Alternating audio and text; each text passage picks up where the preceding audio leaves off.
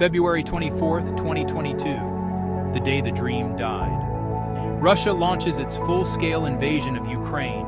Hostomel Airport, just outside Kiev, becomes an early battleground. Inside one of its hangars sat the AN-225, undergoing maintenance and unable to escape.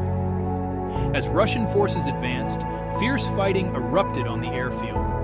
When the smoke cleared, the hangar was in ruins.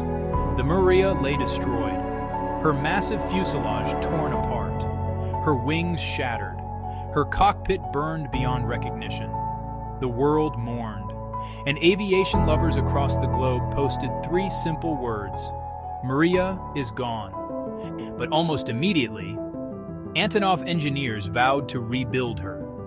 The surviving components were cataloged, analyzed, and stored, including several engines and sections of the tail. Antonov estimates the rebuild could cost between $500 million and $3 billion, depending on how much of the original airframe can be reused.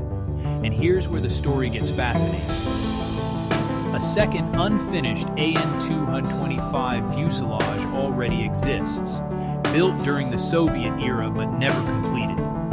Now, engineers plan to combine parts from both aircraft to create what could become Mriya 2.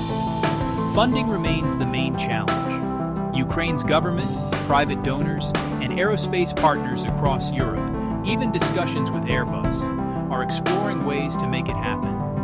For Ukraine, the AN-225 isn't just an airplane. It's a symbol of national pride, resilience, and defiance. Rebuilding the Mriya would send a powerful message to the world that even in the face of destruction, dreams can be rebuilt. Some reports suggest construction could begin before 2030.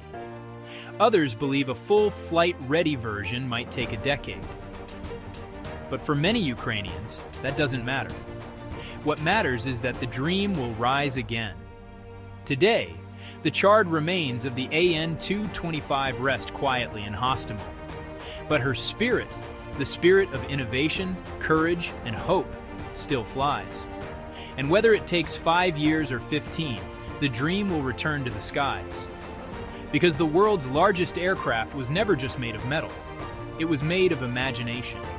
And imagination can never be destroyed.